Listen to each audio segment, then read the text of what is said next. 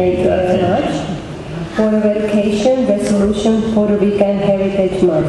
Whereas on November 19, 1493, Christopher Columbus discovered the beautiful island of Puerto Rico, known to the Taino Indians as Borinquen, and was the first governor of Puerto Rico under the Spanish flag was Juan Ponce de Leon, and whereas in 1899, Puerto Rico became a territory of the United States, and in 1917, Congress granted citizenship to the Puerto Rican people, and whereas in 1952, Puerto Rico became a Commonwealth and elected its own governor and legislative representatives, and whereas the men and women of Puerto Rico have consistently demonstrated leadership, courage, and determination in upholding the ideals of freedom.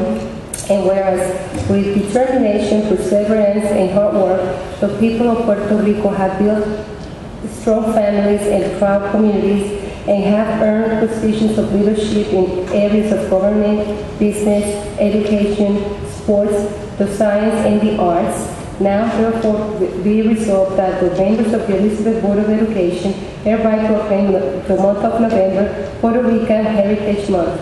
Be it further resolved that copies of this resolution be forwarded to all school principals and library media specialists in the Elizabeth Public School to encourage the observance of this month with appropriate programs, activities, and display the highlight of history and accomplishments of Puerto Rico. I do move this resolution. Second. Moved by Ms. Castillo, second by Mr. Gonzalez. Any questions or comments? Seeing none, roll call. Burgos. Yes. Castillo. Yes. De Silva. Yes. Denosa. Yes. Gonzalez. Yes. Pereira. Yes. Trujillo. Mr. National, I apologize if I may. Yes. Puerto Rican Americans have made a great contribution not only in the United States, but here in the city of Elizabeth. I hear many stories of the first Cuban Americans who arrived here. I was told this story by my father's friends. When they arrived in this country, not many people spoke Spanish. It was the Puerto Ricans who were here before them, who welcomed them and allowed them to assimilate with them. Cubans and Puerto Ricans, we share a lot of culture together. You know, our foods are alike, and a lot of the same music we like. The way we speak is very similar.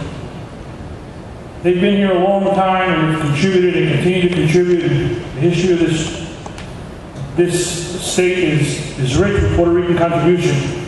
But I would be, and I apologize, Mr. Munoz, if I embarrass you, but I have to say that for those who don't know, Mr. Munoz is a Puerto Rican representative, and it needs to be recognized that 20 years ago in the city of Elizabeth, a Puerto Rican, Mr. Munoz, might not get the opportunity to have his talents shine and his leadership and move a district forward like Mr. Munoz is doing.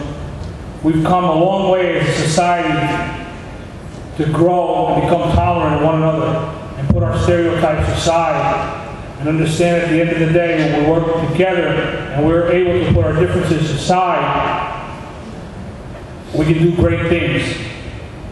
And I know that going forward, that those Puerto Ricans here in the district can now feel like all the other immigrants who come after them, that they too have an opportunity to shine in cities like Elizabeth. We've come a long way, and the Puerto Rican Americans have paved the way for the last generation of immigrants who are coming forward, especially the Spanish-speaking immigrants who call the United States and Elizabeth their home now.